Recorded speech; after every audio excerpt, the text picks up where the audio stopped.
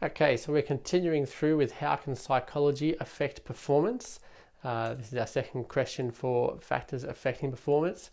Now remember, your learning goal for this whole critical question is for you to understand how psychology affects performance. Your success criteria, once again, is to explain how motivation, anxiety, and arousal affect performance and why psychological strategies are used to improve performance. Today we're going to be looking at just psychological strategies. Now, for psychological strategies, your learning goals are for you to know how to conduct research and to look into some case studies, for you to know various psychological strategies that are used by specific athletes to either enhance motivation or manage their anxiety. Now, for this dot point, your syllabus asks you to learn about psychological strategies to enhance motivation and manage anxiety, which requires you to think about concentration, attention skills, which is essentially just kind of focusing. They need you to think about mental rehearsal, visualization, and imagery, which are all three words kind of mean the same thing.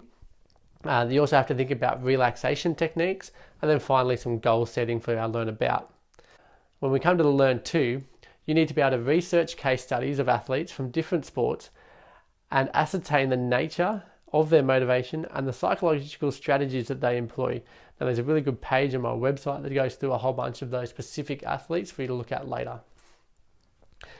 Now the success criteria, how you know that you've actually learnt this stuff that I've come up with, is I want you to justify which type of motivation is best for long-term athletic performance with reference to a variety of specific athletes. Now I talked about that a little bit before when we did motivation. So now I want you to think about it for long-term performance as you go through those case studies. I also want you to be able to define the various psychological strategies that exist and explain what the psychological strategies do that impacts motivation and anxiety and performance. Okay, so what exactly are these psychological strategies going to do to help you? You need to be able to explain that to someone. So let's get down to concentration and attention. Now, concentration or attention, also referred to as focusing, is an athlete's focusing on doing rather than on how to do. Okay, so it's the athlete going, oh, I'm going to do this skill rather than I need to throw this ball up here, think that way, make sure that I follow through well, or an athlete thinking about, okay, make sure my foot plants next to the ball before I kick it, or eyes down, looking at focusing at this or that or the other. That's not what they're doing. What they're doing is just focusing on the fact that they're going to do it. Okay, and this is the skill I'm doing right now, not thinking through the details of how to do it explicitly. Within concentration and attention, it can be improved.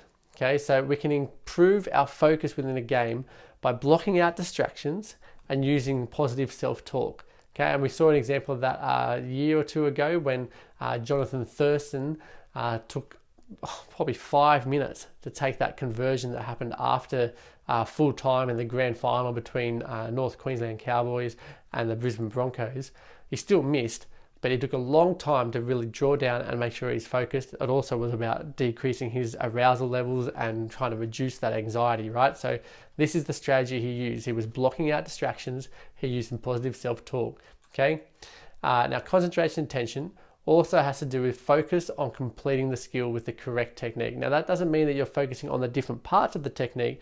It just means that you're focusing on completing it using the correct movements, right? And the better the focus, the better the skill execution. Okay, so if you're thinking of a highly complex sport, you need a lot more focus and a lot lower arousal, okay, in order for you to be able to perform that skill in that sport. Okay, now that focus on completing the skill and the correct technique is opposed to focusing on the outcome of the skill. So I'm not focusing on my dive thinking I'm going to get 10s. No, you're actually thinking about completing the skill. What am I doing? Actually, I'm doing a triple back twist, right? And it also means you're not focusing on how to perform the skill. So you're not thinking I have to bend, I have to then shift my abs and twists to get that spin. No, you're not focusing on that. You're just going, okay, this is the skill I'm doing. When Messi goes to shoot his free kick from outside the box, he sits there, he looks at it, goes, okay, I'm going to use a curl and put this in the top left corner. Okay, and so off he goes. He doesn't sit there and go, I'm going to make sure I put my head down, foot next to the ball, hit it like this with my leg motion so that it gets some good spin on it to hit it into the top bins, right? But that's not what he's doing. Okay, so concentration and attention relative to the skill. Okay, more complex the skill, the more focus you need to do. Getting rid of all those distractions helps to reduce anxiety, okay, and maintain or manage your arousal levels. So I've kind of mentioned this already, but concentration is high when your skill level is higher, so you need more intense focusing. If it's a longer duration, then you require more sustained focus, and it's kind of the same, that kind of links in with your arousal. You need a sustained level of arousal, so it's not too high, but it's also not too low. Okay, and it's going to vary throughout competition. So there's going to be times when Jonathan Thurston's taking that kick, or when you're taking a free throw, where suddenly you're going to have to stop, focus, and shoot. We move on now to mental rehearsal. So mental rehearsal and visualization is all about practicing a skill in your mind before you complete it. So athletes will often do this before they go out onto the field. But also when they're on the field, if there's a particular time, someone might stop for a moment and do a quick visualization as well.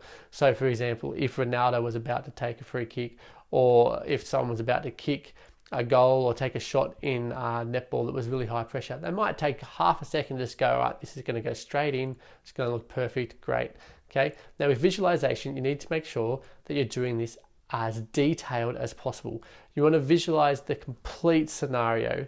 So you're going to be putting sounds in, colors in, you're going to have the movements that are happening around you, the defender that's chasing, you need to include all of that. And it's all got to be seen from the eyes or from the perspective of the athlete who's performing it. Okay, and they always have to visualize perfect execution of the skill under those pressures. Now, this is a great way to artificially stimulate those kinds of methods where you're going to have to do things under pressure. Okay, so for example, Johnny Wilkinson, I remember saying that he used to often, when he was practicing his conversions, practice it, and he would visualize before he did it. He would stand there and visualize the crowd going off behind him and telling him how bad he was and that they didn't want him to convert it. He would imagine all the booing from the crowd around him. He would imagine the opposition team running out just as he went to kick it. And then he would visualize everything that was going on as he kicked it perfectly and it went over that black dot for his conversion and the extra 3 points, or the extra 2 points, depending on if it was a try or not. Okay, so that's what he did. He was really getting into that visualization. Now, visualization is always done before performance. It helps to improve concentration and also helps to optimize your arousal levels, because how you visualize it out there will help your body to be prepared physically, because your mind can control your physical responses, and you can, just by thinking about particular situations, you can make your heart go up. Okay, and so they're getting used to being able to perform under those pressures. So doing that pre-game or pre-skill.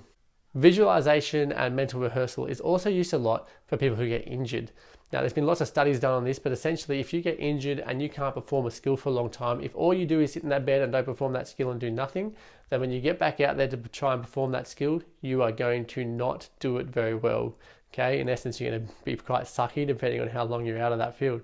But if you sit down in your hospital bed and you do lots and lots of visualizations of your skill performing it perfectly, and you do that throughout your whole level of recovery, then actually when you get back out on that field, your performance of that skill is not going to change.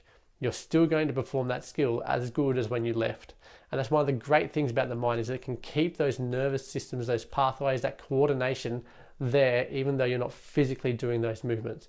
Now, it's not going to increase your skill, it's not going to increase your strength, it's not going to do any of that, but it will help to make sure you don't lose the skills you've already got.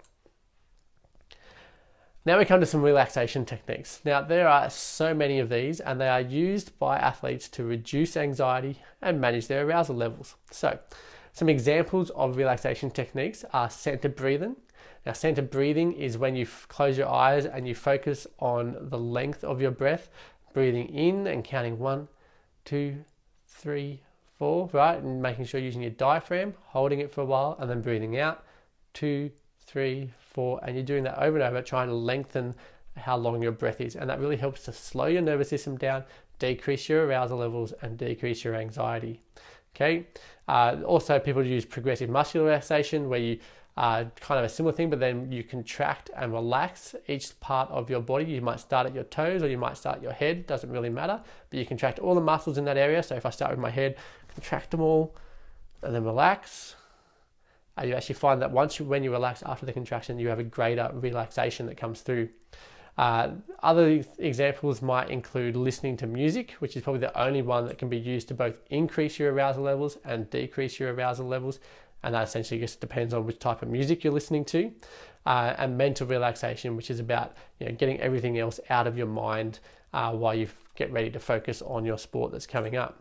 Now, the last one under our psychological strategies is goal setting. Now, goal setting improves motivation and helps to measure progress as people go. Obviously, goals need to be both long-term and short-term, okay? Because you want to have that overall goal of, like we do for these things where you guys are trying to learn how you need to understand how psychology affects performance, right? But we also have those smaller goals as we go. And so we do the same thing out on the sporting field, where you might have that big goal of, I want to be able to run 100 meters in less than 10 seconds, right? And you might say that's going to take me, a solid year to get there. And so you then have smaller goals to get you there. So your first goal, I want to make sure my technique is perfect. And then I want to make sure that I'm getting down to 10.3 by halfway through the year. And then I'm going to work a bit harder, and I'm going to make sure that I can get down to that 10 6 months later. And so you have both long-term and you have your short-term goals. You're also going to have different goals for your performance and also goals for your behavior.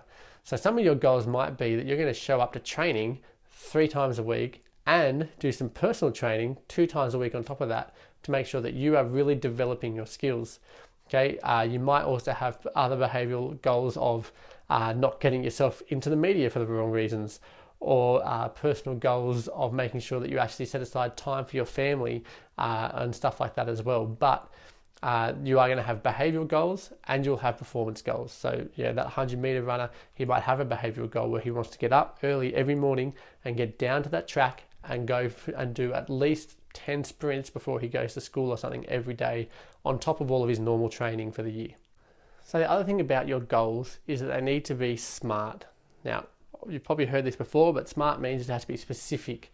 Okay, so running it in 10 seconds, that's very specific to the sport, to the person, to the athlete, to the context that they're in, has to be specific for them. Has to be measurable. So he wants to run that 100 meters in the 10 seconds, okay? That's a measurable achievement. It could be 10.3, it could be 12, right? He can measure his progress as he gets towards his overall long-term goal, okay? So that's all about measurable. And it also has to be achievable. If your goal is to get to being 10 seconds for your 100 meters, then if you're already running about 10.5, then that's going to be achievable in the year. If, however, you're running it in 13 seconds now, you're not going to get there in 1 year. You're going to need to change and make sure that your goals are actually achievable. Okay, and then they have to be relevant. Your goal has to be relevant to you, to your sport. Okay, there's no point a 100-meter runner sitting there going, I want to be able to run a marathon this year, and that being their goal. I want to run the marathon in less than 6 hours. Okay, that is not a relevant goal for him because he is a 100-meter runner. Okay, same for other sports. If you play netball and your goal is that you can kick a ball straight, that's not helpful. What you want is to have goals that are relevant to your sport. And it also has to be time specific. Okay, so your goals need to be able to have a date or a set time for which you're going to achieve them by. So that might be 6 months, a year, it might be a week. But each of your progress goals, your short-term goals, as you progress to your longer-term, larger goal, they should also have dates and times when you're going to achieve them by. And so your goals, they need to be specific, measurable, achievable, relevant, and time specific.